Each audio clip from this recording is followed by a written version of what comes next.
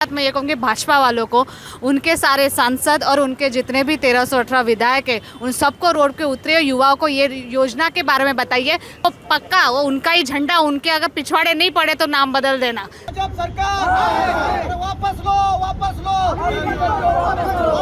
जब तक ये अग्निपथ वापस नहीं होगा हम इसी तरीके शांतिपूर्वक आंदोलन करते रहेंगे। फिर जैसे अभी उनके एक नेता ने बोला है कि उनको सिक्योरिटी का नौकरी देंगे, मतलब ये सरासर युवकों का और सैनिकों का अपमान है। इसलिए हम चाहते हैं कि ये स्कीम रद्द करे और ये विषय को शांत करे। अंजाम यही होगा, जैसा किसान का बिल वापस लिया वैसा ये अग्निपथ का भी बिल वापस होगा।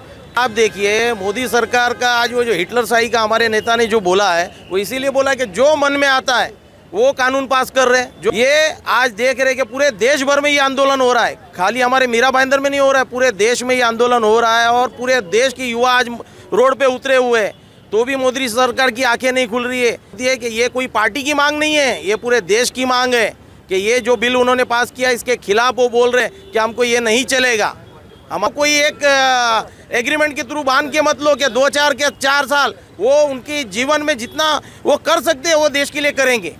कोई सेना का अधिकारी नौजवान कहीं सिक्योरिटी की नौकरी करेगा तो इनकी मंशा ऐसी है, शायद ये आरएसएस का दूसरा चेहरा पीछे आने वाला है। जवानों के सम्मान में, जवानों के सम्मान में भाजपा सरकार, केंद्र सरकार, मोदी सरकार, वापस लो। इनकलाब जिंदाबाद, इनकलाब जिंदाबाद, वंदे मातरम, वंदे मातरम। जय हिंद दोस्तों, इस वक्त मैं मीरा रोड स्टेशन के बाहर हूँ, टीएमटी बस स्टॉप के पास, और यहाँ पे एनसीपी के कुछ कार्यकर्ता दिख रहे हैं अग्निपथ स्कीम का विरोध करते हुए। आप लोगों ने ये नारा लगाया कि अग्निपथ स्कीम वापस लो, लेकिन सरकार किसी भी कीमत पे ये स्कीम वापस नहीं लेने वाली है। ये सारे डिबेट जो है सारे चैनल पे चल रहे हैं, फिर इस आवाज़ का क्या फ़ायदा? देखिए, इसके पहले भी हमने पेट्रोल डीजल के विरुद्ध आंदोलन किया था, जब भी आपने कहा था क्या सब जगह इस तरीके से आंदोलन हो रहे हैं, इसका क्या फ़ायदा।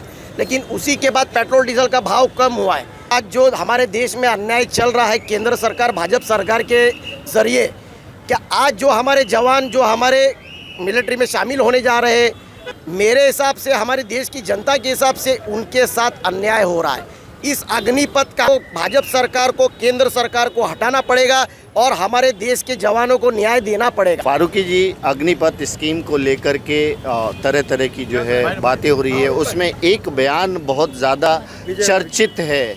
वो बयान ये है कि अगर अग्निपथ से जब वो रिटायरमेंट लेंगे तो बीजेपी की ऑफिस में कहीं ना कहीं उनको प्राथमिकता दी जाएगी, इस तरह का कुछ बयान था। इस बयान को कैसा देखते हैं? मेरा मानना है कि ये सेना का अपमान है। हमारा सेना का हर सिपाही अपनी जान की बाजी लगाकर देश की सेवा करता है।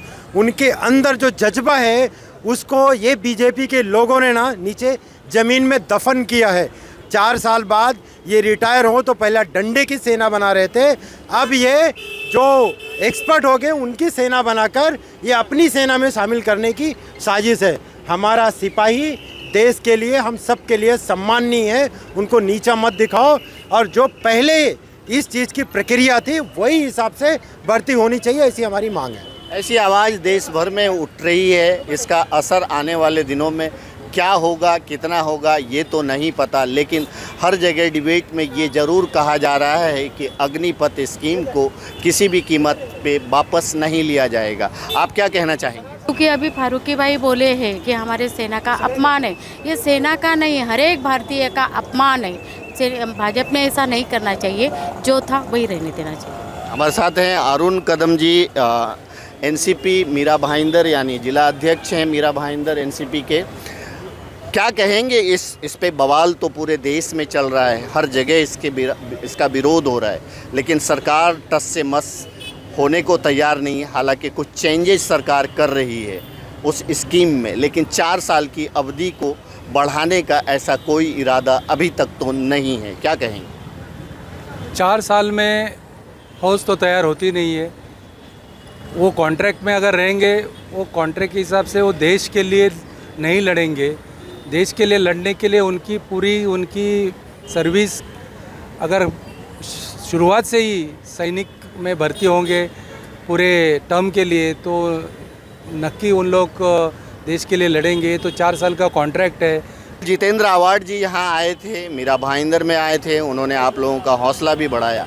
उन्होंने इस सवाल के जवाब में ये कहा था कि कहीं न कहीं हिटलर की सेना तैयार हो रही है, हिटलर के जैसी सेना तैयार हो रही है। उनकी अपनी खुद की सेना तैयार कर रहे हैं 4 साल के लिए। इस पे आप क्या कहेंगे?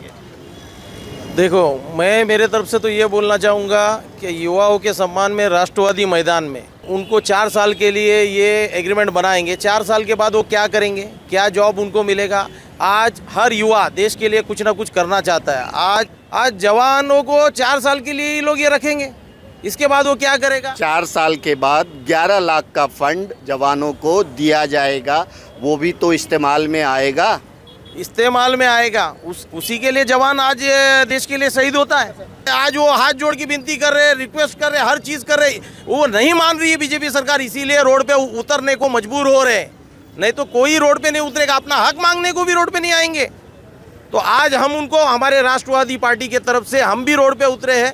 हिंदुस्तान का हर युवा रोड पे उतरा है और हम हमारे पार्टी के माध्यम से हम भी रोड पे उतरे हैं। मैं ये कहना चाहूँगी, हम विरोध तो पूरे महाराष्ट्र भर में दर्शा रहे, साथ ही साथ मैं ये कहूँगी भाजपा वालों को, उनके सारे सांसद और उनके जितने भी 1318 विधायक हैं, उन सबको रोड पे उतरे युवाओं को ये योजना के बारे में बताइए। तो पक्का वो उनका ही झंडा, उनके अगर पिछवाड़े नहीं पड़े तो नाम बदल देना।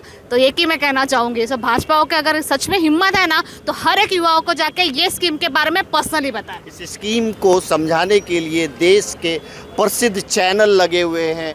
हर रोज अलग अलग डिबेट हो रहे हैं, अलग अलग नेताओं का अपना बयान आ रहा है। उसमें कैलाश विजयवर्गीय का एक बहुत ही बयान जो प्रचलित हो रहा है, वो बयान ये था कि सेना से निकलने के बाद भाजपा तो ऑप्शन है, यानी भाजपा में उनको नौकरी तो दिया जाएगा। इस पे भी कुछ कहेंगे? जी बिल्कुल, मैं कहूँगी, मैंने क्या कहा, उन्होंने एक फैक्ट्री बनवाई है, यहाँ से निकलो और वहाँ से डायरेक्ट आप विधायक बनोगे, सांसद बनोगे, मतलब एक कंपनी जैसे चला रहे हैं। तो आज का जगह आपको पूरा भाजपा ही पूरा देश अगर बनाना है, तो मुझे लगता है कि इन्होंने यही करने का ठाना है। तो मैं एक ही बात बोली, हर एक युवा को, सारे विधायक और पूरे सांसद रोड पर उतरे और उनका ये जो स्कीम है वो युवाओं को समझा दे कि भाई आप है ना 4 साल के लिए कॉन्ट्रैक्ट बनाकर आप से ज्वाइन कर सकते हैं। यही मैं बोलूँगी। हमारे साथ है अंकुश मलसूरे जी। ये आवाज़ पूरे देश में उठ रही है, मीरा भाईंदर से भी उठ रही है। इसका अंजाम क्या होगा? अंजाम यही होगा, जैसा किसान का बिल वापस लिया वैसा ये अग्निपथ का भी बिल वापस होगा, क्योंकि ये देश बेचने के लिए निकले हैं। कॉन्ट्रैक्ट दे के, किसी को कॉन्ट्रैक्ट दे के इस संरक्षण जैसा डिपार्टमेंट जो है वो अपना प्राइवेटाइजेशन करके एक गलती कर रहा है। कोई भी चाहता है देश की सेवा वो करे तो पूरा 15 साल करे, 11 साल करे। 11 लाख का जो पैकेज है, वो पैकेज के लिए जब मिलिट्री में भर्ती होता है, सेना दल में, इंडियन आर्मी में भर्ती होता है, तो कोई भी पैकेज की तरफ नहीं जाता है। उसके ऊपर एक भूत चढ़ा होता है देश सेवा का। इसलिए जो आदमी देश सेवा करना चाहता है वो पूरी करना चाहता है, और इस प्राइवेटाइजेशन को, इस मोदी सरकार के अग्निपथ की स्कीम को, योजना को विरोध करना चाहता है। और मेरे को लगता है कि आगे जाके, क्योंकि आपने जैसा कहा कि पूरा देश जल रहा है, आगे स्लोली करके पूरा देश में हर जगह पर, हर तालुका जिला पे ये आंदोलन होगा और इस बिल को वापस लेने के सिवा कोई पर्याय नहीं बचेगा। तो जैसा कि अंकुश मलसूरे ने जी कहा, जैसे किसान बिल को वापस लिया गया है, वैसे ही एक दिन आएगा कि इस स्कीम को भी वापस लिया जाएगा। तो कमोबेश पूरे देश में इस तरह की जो है, कहीं ना कहीं इस तरह के आंदोलन हो रहे हैं, आवाज़ उठ रही है, और सबका यही कहना है कि इस बिल को वापस लिया जाए, देश के जवानों के साथ मजाक नहीं किया जाए। अब ये तो आने वाला वक्त बताएगा कि इस आंदोलन का सरकार पे क्या असर पड़ता है और आगे चल के इसे ख़त्म किया जाता है कि नहीं। Thank you so much.